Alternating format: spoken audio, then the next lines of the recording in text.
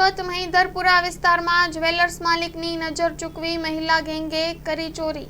મહિલા ગેંગે નજર ચૂકવી સોનાના દાગીના અને ચાંદીના દાગીનાની ચોરી કરી, જેની કિંમત ₹3,92,500 છે। ટાવર રોડ પાસે આવેલ છોટાલાલ ચોકસી નામની જ્વેલર્સની દુકાનમાં ચોરી।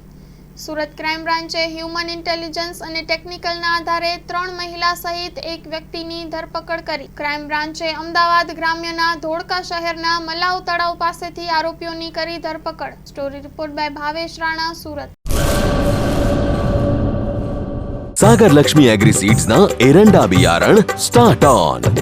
લીલા લીલા છોડવાને એરંડા ભરપૂર, સુકારામાં ટકી રહે ને ઉપજ ભરપૂર।